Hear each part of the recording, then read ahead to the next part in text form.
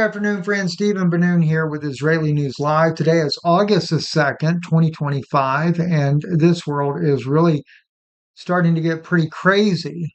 I saw this article the other day. Trump said to warn Jewish donor that MAGA world is starting to hate Israel. Well, maybe there's a reason behind that. Of course, they might call that anti-Semitism. In fact, if you even use the word free Palestine, Netanyahu would like to call that anti-Semitism as well. But, you can't help but realize that the world is a stage. Everything's being set up. I mean, besides the fact of the MAGA group starting to hate Israel, you've also got things going on in the world like Dmitry Medvedev, who was putting out tweets that freaks out Trump, and he decides to deploy nuclear submarines following the former president of Russia's remarks. Well, that's only prompted even another situation, and now Medvedev is actually talking about the dead man switch in Russia. Thanks to Charles Hodge for sharing that with me there. And that is something to where even if there is a first strike on Russia, they have what they call a dead man switch. In other words, even if all the leaders of Russia were to be abolished in a first strike scenario, they've got a system that will automatically send codes to every nuclear missile they have, much like that of Israel, where Israel decides to go out and use the Samson option. If they think they're going to lose a war, they just blow everybody up in the world. Well, Russia has the same type of scenario set up as well. Now Medvedev is talking about that. But let's go back to this whole issue here about Trump and the MAGA world starting to hate Israel.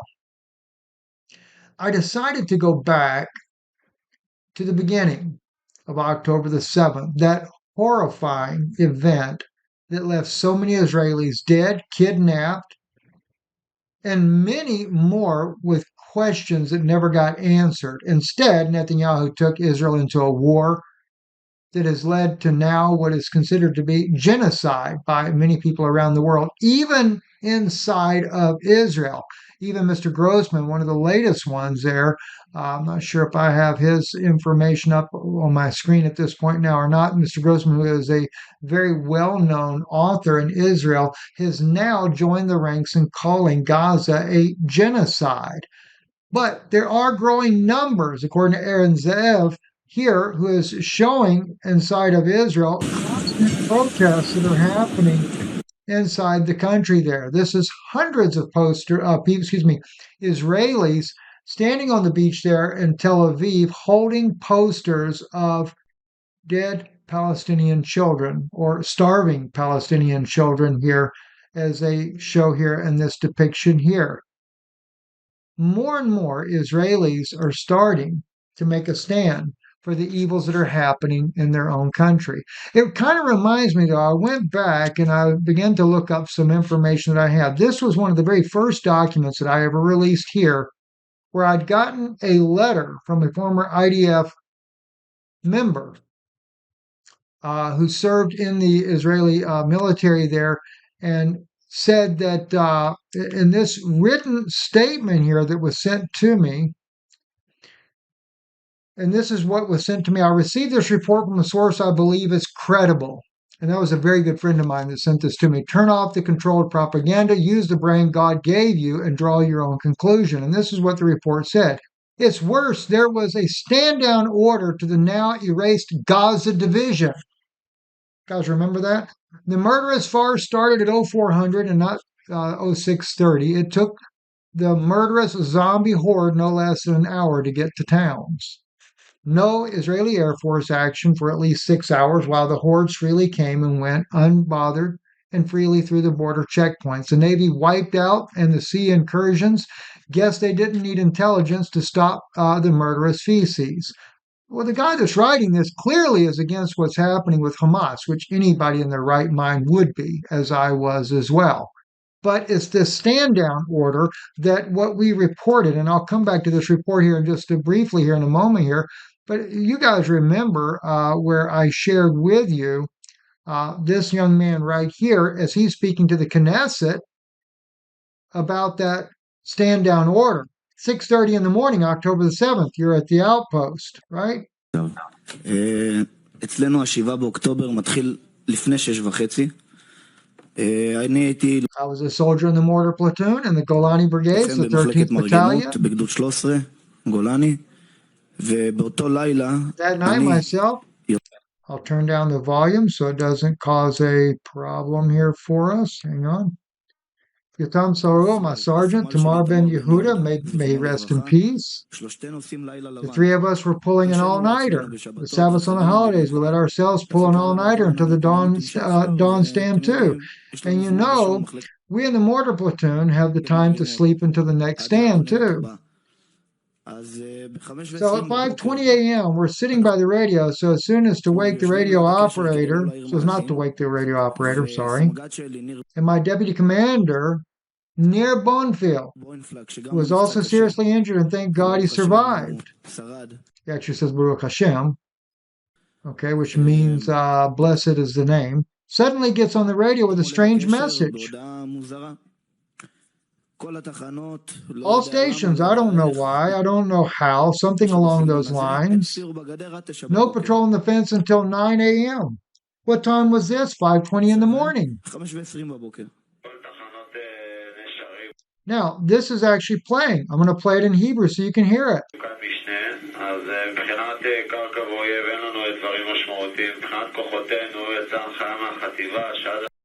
The brigade issued a directive for our forces pending a situation assessment until 9 a.m.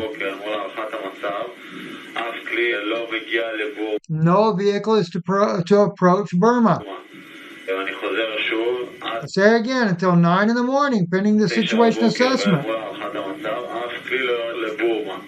No vehicle is to approach Burma. Now, what's really fascinating about this young man here who lost his leg in battle, who has remained silent but just tortured by these particular issues that happen there, he continues to wonder why. Why the standout? You want to know why? Because he said, we knew, they claimed that later there was a sniper. He said, there was no sniper. We're there. We know. Now, let's go back to that infamous email I got. There was unusually heavy weirdness starting at 0200. At approximately 0300, there were one or two fighter planes lighting afterburners, sonic booms, one helicopter moving one way, which didn't return. Then the sound of Markava main cannon, 105 millimeter, 120 millimeter firing, then silence. Missile barrages started rising from Gaza. Not a single airplane or helicopter of any kind until at least 6 to 8 hours later.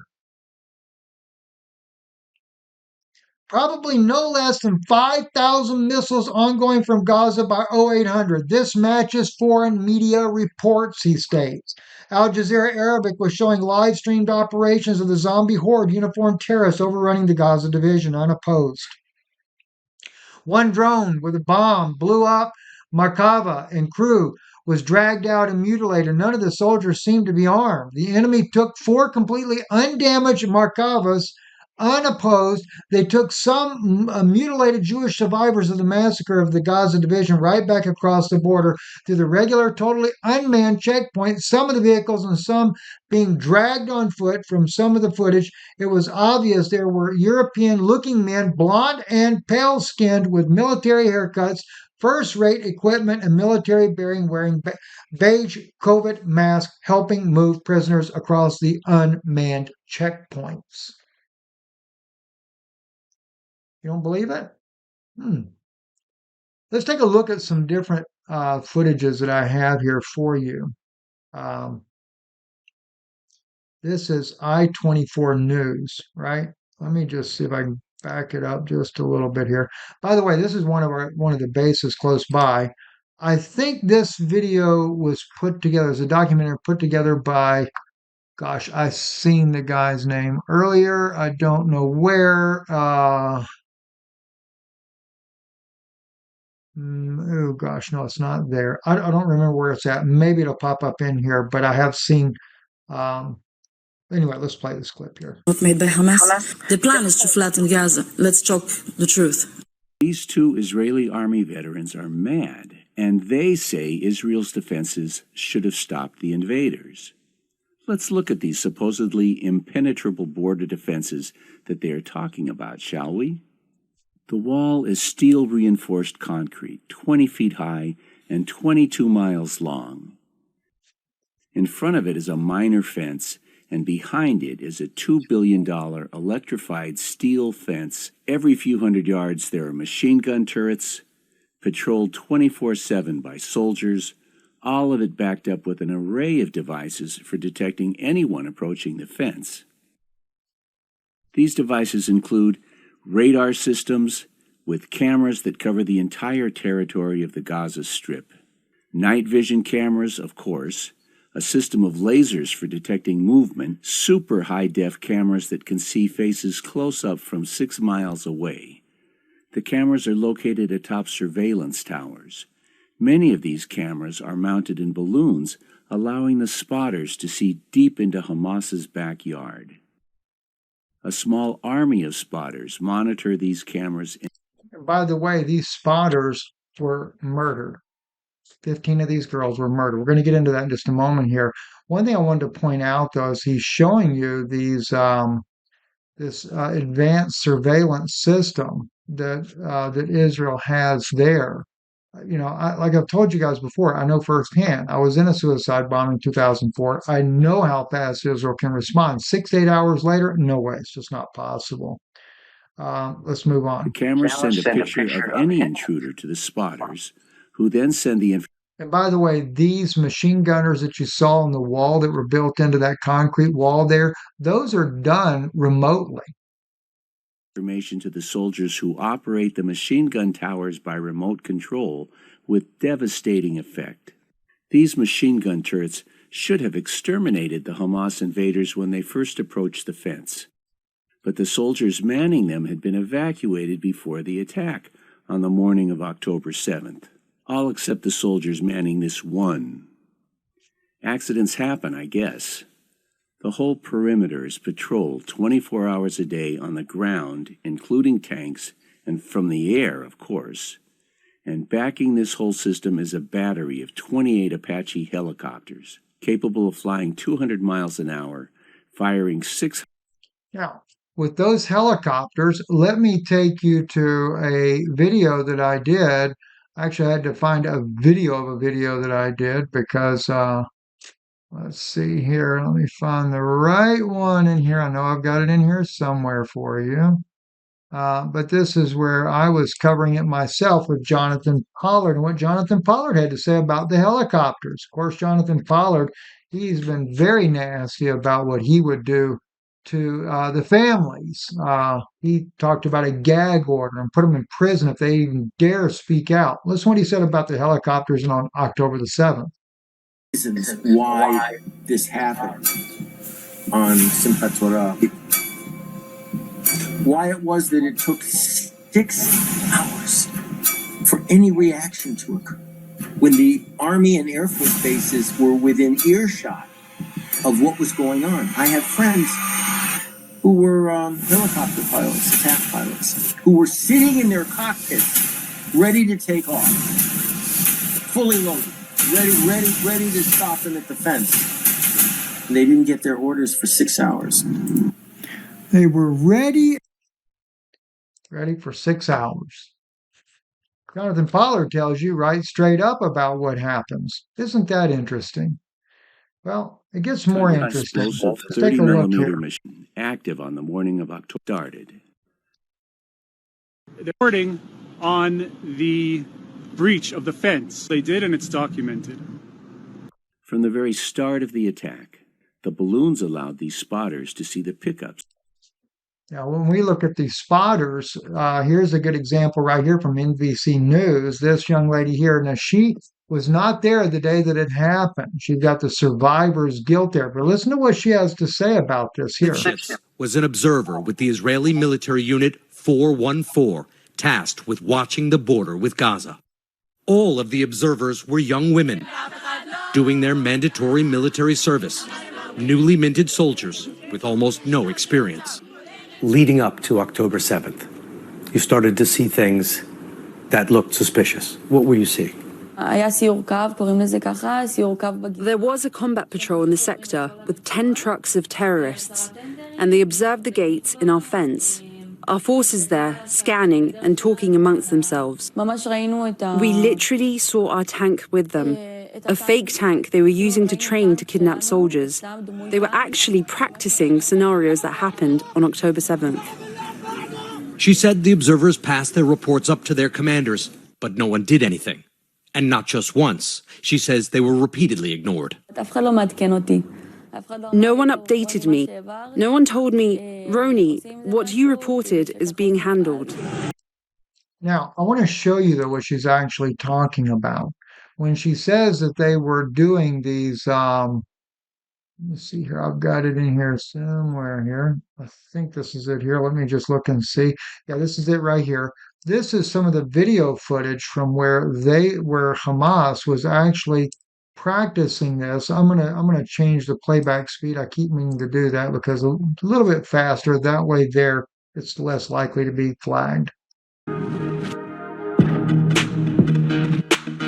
This was Hamas preparing and practicing. This is what they were seeing.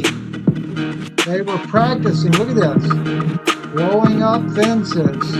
Making mock fences.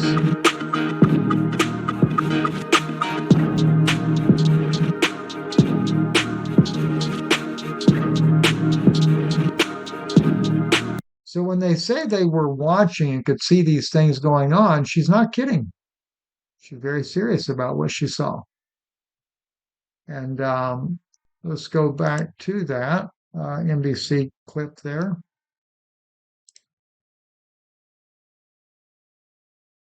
Lifshitz happened to be away doing training in Jerusalem on October 7th when militants stormed into Israel and her post.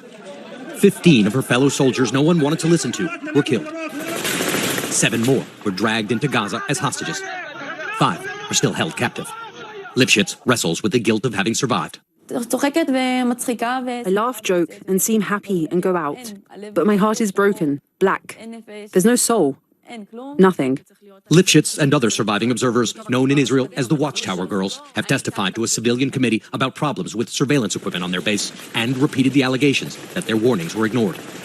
Asked about the allegations, the Israeli military said it is currently focused on fighting Hamas, and questions of this kind will be looked into at a later stage. Of course, they don't want you to know the truth about what really happened on October the 7th.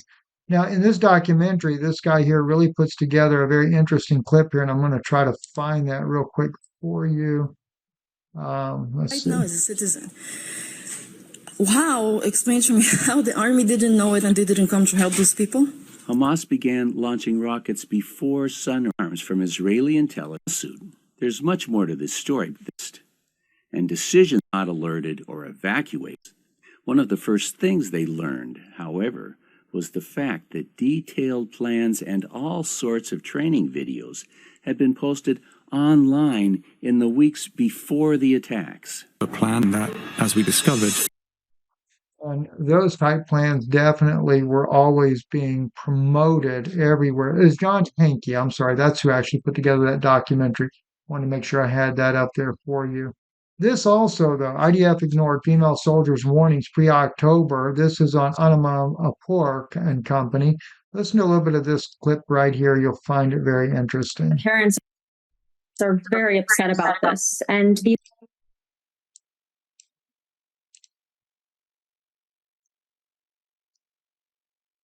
And the third and most important question, obviously, which your reporting clearly raises and which the families clearly want to know is, why did no one listen to them? Yeah, so first I'll say the parents are very upset about this. And these young women have become a symbol for Israel's intelligence failure of October 7th, which is the worst in its history, and the failure to protect them, the operational failure. There's 2 things we can touch at. One is structural. So basically, as I said in the beginning, these women were not really seen as part of the intelligence community in the military. So in the military, you have 8200 unit, which does kind of more fancy technology-based signals intelligence, which is considered very valuable by the military. And you also have the Mossad, Israel's spy agency. You have the Shin Bet, Israel's internal security agency. These women over the years were basically taken out of that community and treated more as kind of tactical, low-level intelligence. We don't really need what they're doing. We have fancy stuff. We have classified stuff that will, take care of what we need. And so these women were basically alerting. And at one point I spoke to a young woman who wasn't on the base that day, and she was a commander of the observers. So she compiled intelligence reports at the end of each shift with what kind of was unusual. And she even called up an intelligence number that she had. She didn't know exactly who it was, but she basically asked, what's going on? And they said, oh, nothing, you have nothing to worry about. She trusted them. So that's one thing. That's one of the failures. And the second thing, I mean, a lot of people ask me, they were women. Was it because misogyny? And I think it does play a role here. But I do want to say that Israel has a really big... It's worse than misogyny. It is, you are being played. Let's just face it. They had played these young women. And that's the cold, hard truth here. I think this is one of the ones that I was looking for. Let me just see. That was actually the video we did earlier there, so let me go ahead and move forward. Also, the Times of Israel, 2 commando companies said diverted from Gaza border to the West Bank days before October the 7th. Now, that actually lines up with the report that we got here from this young man here, this former or this IDF soldier who lost his leg in the unit in this particular fight that went on there. 2 commando companies said diverted from Gaza border to the West Bank days before October the 7th, and that was which were deployed to the Gaza border during the Jewish holiday season in September of October, were sent to the West Bank just 2 days before Hamas October 7th massacre, according to a Monday media report. The 100 or so soldiers were deployed to the West Bank of Hawara, and the Khan public broadcaster reported amid heightened tensions there. A shooting attack in the Palestinian town took place against an Israeli family later that day. There were no injuries in the shooting, but they just decided to divert them. If you really pay attention closely, all kinds of crazy things begin to happen. And as those crazy things begin to happen, then we find more and more things are being set up in order to make this move, that move, and every other move in between. Listen to what this young lady here has to say. Now, the person here is going to play these clips here in the background, but listen to the lady that's speaking here. October the 7th, an inside job. Former Israeli intelligence official tells all. Listen up. I am Israeli, born and live here since when I was born.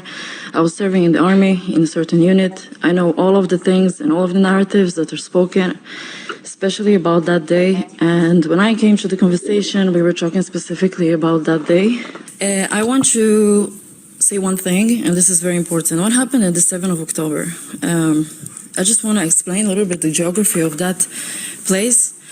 The Gaza Strip is, as we said it before here, a closed place, absolutely closed place, okay? There's no way of going out anywhere. The fence is guarded 24/7, not only by patrolling cars, not only by cameras, not only by a fence that is an electric fence, also by a laser that is activating in alarms. Nobody can cross that fence. Atop that, there is about 6 army bases fully equipped and organized for up to 3 personnel per time that are around that place. And I can say to you one thing, as a person who lived here, as a person who is very disappointed. I am against the death of people. I'm against the death on both sides, but I just want to say one thing, and I know it's going to make a lot of people upset, especially from my country, but the truth is this. You cannot enter. That's the thing. You cannot enter unless you have help from inside. And I have to be extremely honest, this is what it is, okay? There was help from inside. This operation was not made by Hamas. This operation was an operation that was an excuse in order for a bigger cause. Let's say it this way. I just don't want civilians to die, you know? I just hate to see the pictures from Gaza. I hate to see the pictures of what happened here, but reality is reality. Whatever happened there, it never happens. It never happens here, you know? I was there. I know it's one of the bases. I know it very personally. I know how well it's guarded. And that's exactly the truth. You know, it just gets worse and worse. The New York Times buying quiet inside the Israeli plan that propped up Hamas. Another one here, Prime Minister Benjamin Netanyahu gambled that a strong Hamas, but not too strong, would keep peace and reduce pressure for the Palestinian state. That's what he gambled on. The head of the Mossad arrived in Doha, Qatar for a meeting with Qatari officials. For years, the Qatari government had been sending millions of dollars a month into the Gaza Strip, money that helped prop up the Hamas government there. Prime Minister Benjamin Netanyahu, notice in blue, Netanyahu of Israel not only tolerated those payments, he had encouraged them. Even here, David Barnea was asked a question. By the way, he was the Mossad chief. that had not been on the agenda. Did Israel want the payments to continue? This is when he made a visit to Qatar. Mr. Netanyahu's government had recently decided to continue the policy, so Mr. Barnea said yes, the Israeli government still welcomed the money from Doha. Oh, get it, right? Further down, Mr. Netanyahu has lashed back at that criticism, calling the suggestion that he tried to empower Hamas ridiculous. But the facts remain so. Israeli government and the links that Mr. Netanyahu went in order to shield the Qataris from criticism and keep the money flowing. That's really what was going on from the very beginning. So we just continue on. And now let me play for you here. This is October 7th. 100% was an inside job. Palestinians need to know that they have crypto Jews among their leaders. Now that's a slam dunk for you, isn't it? And again, this one here being a CNN report. Listen into this. Well, research into financial trading activity in the days before the October 7th terror attack suggests some traders may have had advanced knowledge of what was coming and made money off of it. The preliminary research by law professors at Columbia and New York universities details, in their words, a significant and unusual spike 5 days before the Hamas attacks. Matt Egan is covering the story for us from New York and joins us with more on this. So, Matt, walk us through some of the irregularities in trading that led to this alarming conclusion.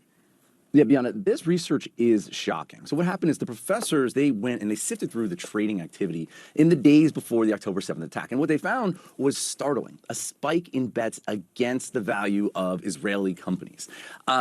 What they did here was they found an unusual increase in short selling activity. That's a way to bet that the price of something will go down, sort of like in The Big Short, the Michael Lewis book and movie that was about the housing crash. Except here, they're not betting against housing, they're betting against Israel's economy.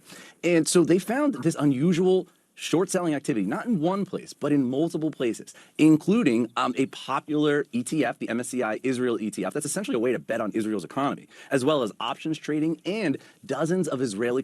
Let me kind of break this down for you. In other words, there were traders knowing that this attack was coming and decided to profit off of that attack. This is the article here also from CNN. The bets against the value of Israeli companies spiked in the days before October the 7th, 5 days prior, that is. Hamas attack suggesting that some traders may have had advanced knowledge of the looming terror attack and profited off it, according to the new research released on Monday. That sound familiar? It's like another attack that happened here in the United States, and kind of interesting how someone insured those towers for a lot greater amount of money and profited quite handsomely off of their destruction, not to mention the 2,000 lives that were lost.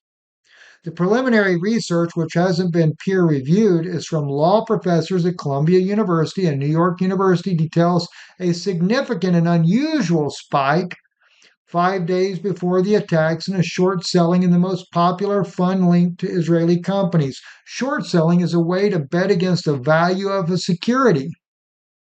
So these bets against the value of the MSCI Israel Exchange Traded Fund in the days before October the 7th attack far exceeded the short selling activity that took place during the COVID-19, the 2014 Israel-Gaza war on the 2008 global financial crisis, the paper finds. Our findings suggest that traders informed about the coming attacks profited from these tragic events, the authors wrote. And that was, of course, Jonathan Macy, a professor at Yale Law School, told CNN the paper is shocking. The evidence that informed traders profited by anticipating the terrorist attack of October the 7th is strong, he said. Regulators appear to lack the ability to discover the entities responsible for this trading, which is unfortunate. So they can just get away with it. Things get even crazier, though. Let's take a look here from John Hankey's skyrockets. Documentary. These are fireworks, not weapons. They do zero damage. And this ragtag gaggle of a half a dozen amateurs in pickup trucks armed with pea shooters is not an invasion. And it's a f***ing pickup army that's killing us. At noon, the Israeli military Southern Command, the people in the center of the action, assessed that 200 Hamas had entered Israel. Most videos show fewer than 10 gunmen. None shows more than a dozen. And for this staged show, the photos show 20 or so. This one shows about 40. My estimate, based on what I see in the videos, is that there were fewer than 50 altogether on October 7th. We continue moving forward. I'm still looking for one more here. Let me see if I can find it over here. I'll double back here real quick here because there is a very important still piece yet that we have yet to. 99% of the I count at least 5 and maybe 7 top of the screen that the New York Times calls this base the heart of all military operations along the Gaza border. What you are seeing take place is this. WTF is up with that? IDF withdrew the military completely from Gaza. I'm sorry, that's an inside job. Again, these women were purposefully murdered by the IDF on orders from the Mossad, the Israeli Secret Intelligence Service. You need to reorient your thinking, I believe, to recognize that everyone who died on October 7th was murdered as part of this plan by the Mossad to justify genocide in Gaza. So, you might expect these women weren't the only soldiers set up like lambs for the slaughter. The New York Times also reports that although the defenses at the base were removed, many soldiers were not only left behind, but they were allowed to keep sleeping. Several were killed in their bunks. The death of these soldiers was not an accident. There's something fishy going on here, right? Hey, look at all these completely useless holes the amazing wizards of Hamas were able to magically make. Ooh. This is all smoke and mirrors, misdirection, to distract you from the nearly obvious truth that the trucks went through a gate. Israel, you see, built a 20-foot-high wall, 22 miles long, with a gate right in the middle of it. And then they left this gate completely undefended. At the risk of repeating myself, what the frog? And look at the welcoming committee that received these 2 trucks, carrying 1,000 soldiers each. Mossad operatives opened up gates in the wall to allow the trucks through. You just saw it. They opened up gates in the wall, and then they guided the Hamas trucks through. That's how the trucks got through the wall. Good luck finding that fact anywhere. Go pay for this video right now. That gives you a good idea of exactly how it was really done. As we move on in this here, now as we're starting to go into more of interesting things just recently happening. We just had this come out here.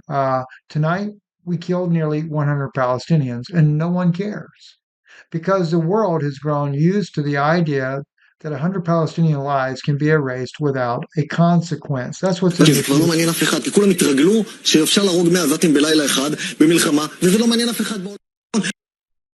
And just like he said, no one seems to care. And that's about the way it is, right? The New York Times, Israel knew Hamas attack plan more than a year ago. The blueprint, everything. Israeli officials obtained Hamas battle plans for the October 7th terrorist attack more than a year before it happened, according to documents, emails, interviews show. But the Israeli military intelligence officials dismissed the plan as aspirational, considering it too difficult for Hamas to carry out. I was actually given information about it and was told that it was known a year in fact, gosh, I think I actually knew almost a year in advance, but I was never told what was coming, just that something was coming in the Middle East that would spark World War III. Think about that. ABC News, IDF soldiers say repeated warnings of Hamas activity prior to October 7th attacks were ignored. And again, it's that same young lady. Netanyahus command center. He shows us text messages Asher sent him just 2 weeks before October 7th. Asher writing, "All the violent disturbances and incendiary balloons are in our sector. Ori, everything is here. 3 violent disturbances, people armed with weapons and explosives. The fence is destroyed." He says Asher couldn't tell him everything, since much of the information was classified, but she repeatedly told him she saw Hamas burying explosives near the border. The warning signs were there, says Ronnie, but those at the top didn't take them seriously. That's exactly right. They didn't take them seriously, and they ignored it. They ignored it because they knew what it really Inside was. job. So we're all trying to make sense of what happened on October 7th, which is Shmini Atzeret. So what I want to do is reverse engineer this thing a little bit to kind of help you understand why I believe that this was an inside job. September 1st, the Israeli government confiscated the weapons of the security teams in the Gaza Belt communities. Why that happened, nobody knows. Fast forward to September 10th. On September 10th, the Moatzah, which is basically the municipalities of the Gaza Belt communities, received reports of increased tensions on the border of Gaza during the Jewish holidays. Those same heads of municipalities asked the army if they should cancel their festivities in light of the warnings of increased tensions on the border of Gaza. And what did the army say? They said, no, don't cancel anything. It appears as though we're heading into a state of calm. Now, just to give you a little bit of what that man said once before. It's continue everywhere you look, though. Even this man right here, kill them, exterminate them, just like using a lice comb. This just came out just the other day on Israeli television.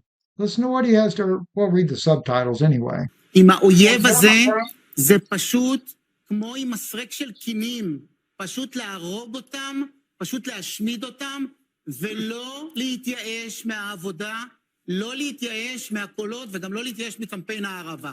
Don't be discouraged by the voices. Don't be discouraged by the starvation campaign. That's telling you straight up that they're doing it intentionally. Of course, when the U.S. has to come and tour the area, they made sure they rushed in a bunch of supplies to make it all look good for you, right?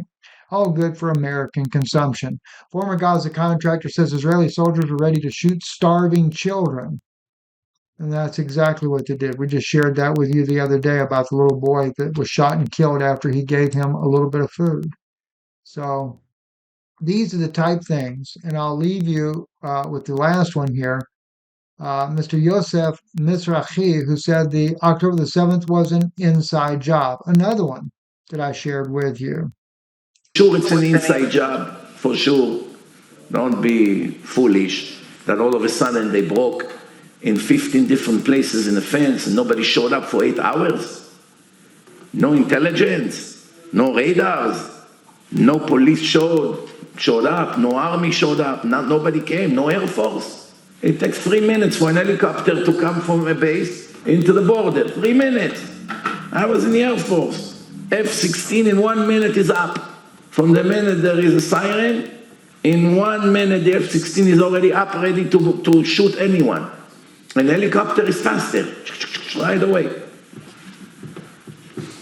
Nobody showed up, no helicopters, no F-16, nothing.